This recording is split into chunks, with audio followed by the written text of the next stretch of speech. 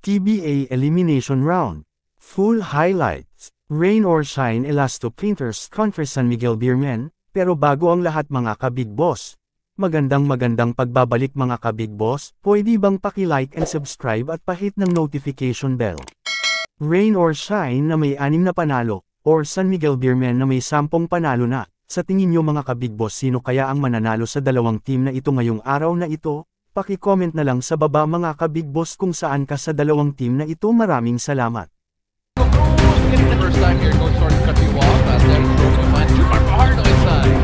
It's an up-tempo game that we're seeing. Oh, that's not great. They're really looking at it. But great defense by Rain or Shine. Carito gets it from Big Bo. And that's grabe yung pinigil ko with that.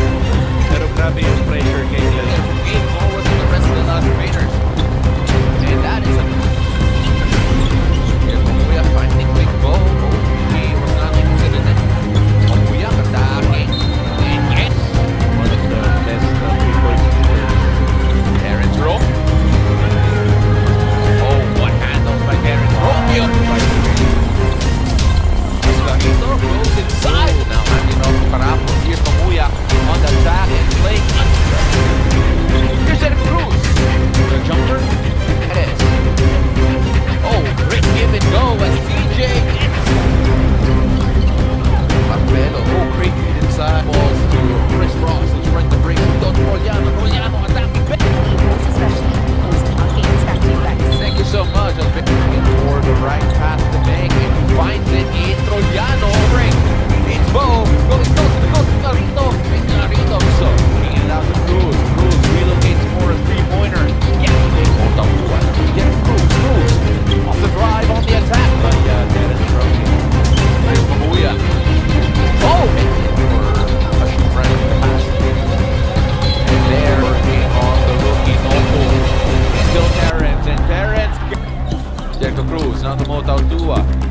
Rodney Brontia, Mamuya. Oh, what? The Big Bo Belga. Recent trip to Paris in Spain for vacation. And then it's Romeo. Was single digit.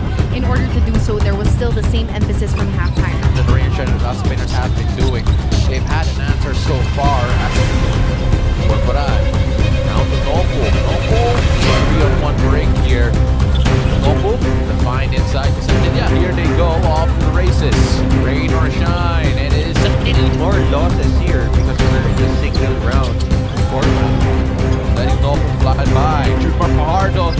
It's a three. But then we know he can make it. Yes. He doesn't take CJ Perez on him under the basket. Terrence Romeo. Yes. Very sharp. And Terrence Romeo, certainly they struggled, though they have a lot of open looks